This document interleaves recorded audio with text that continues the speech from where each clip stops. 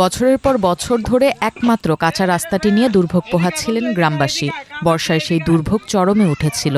অনেক অনুরোধ জানিয়েও জনপ্রতিনিধিদের সাড়া পাচ্ছিলেন না। অবশেষে তরুণেরা নেমে পড়লেন চাঁদা তুলতে। প্রায় ৬০,০০০ টাকায় ইট সুরকি কেনা হয়। সেসব উপকরণ দিয়ে ৬০০ মিটার কাঁচা সড়কে ইট বিছানো হয়। গত ৩ দিন ধরে গ্রামের অর্ধশত তরুণ স্বেচ্ছাশ্রমের ভিত্তিতে কাজটি করছেন। সরকারি সহায়তার অপেক্ষা না করে নিজেদের টাকায় স্বেচ্ছাশ্রমের ভিত্তিতে রাস্তা সংস্কারের এই ঘটনা নাটোর সদর উপজেলার বড় হরিশপুর ইউনিয়নের লালমণিপুর গ্রামের। কাঁচা রাস্তাটি ১.৫ কিলোমিটার দীর্ঘ। গ্রামের কয়েকজনের সঙ্গে কথা বলে জানা যায়, রাস্তাটির মাঝখানে নারদ নদের ওপর আছে একটি বাঁশের সেতু। বৃষ্টি হলে কাদায় রাস্তাটি চলাচলের অনুপযোগী হয়ে পড়ে। তখন গ্রামের বাসিন্দাদের হেঁটে জেলা শহরে যাতায়াত করতে হয়। বাসিন্দাদের অভিযোগ, নির্বাচন এলে প্রার্থীরা রাস্তাটি পাকা করার প্রতিশ্রুতি দেন, কিন্তু পরে সেই প্রতিশ্রুতি বাস্তবায়ন হয় না।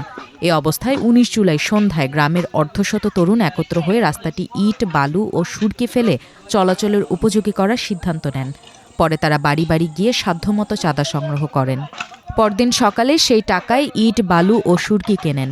এরপর প্রতিটি বাড়ি থেকে ডালি ও কোদাল নিয়ে সবাই মিলে রাস্তা সংস্কারের কাজে নেমে পড়েন। নাটোর সদর উপজেলা নির্বাহী কর্মকর্তা মোহাম্মদ আজহার আলী বলেন, সরকারের পক্ষ থেকে ওই গ্রামের রাস্তা ও সেতু নির্মাণের বিষয়টি অগ্রাধিকার দেওয়া হবে। আমার এলাকায় যদি একটা মা গর্ভবতী হয়, সে মা এমার্জেন্সি যে হাসপাতালে নিব, আমাদের রাস্তার সমস্যা। ছোটবেলার থেকে বড় হয়েছি কাঁচা দেখে, কাদোর জন্য মানুষ যাইতে পারছে না। রাস্তার ছোট ছোট ছালপাল আছে, 10 মিলে আমরা টাকা তুলে মনে করেন রাস্তাটা করিচ্ছি। এলাকার মেম্বার চেয়ারম্যানদের কাছে জানালে যা করে দিবনি, 20 বছর 25 বছর চলে যায়, ওর খবর থাকে না। ভোটের পরে আর কোনো খবর থাকে না। মেম্বারই, চেয়ারম্যানই, আমি লীগ, বিএমপি সবই দেখলাম।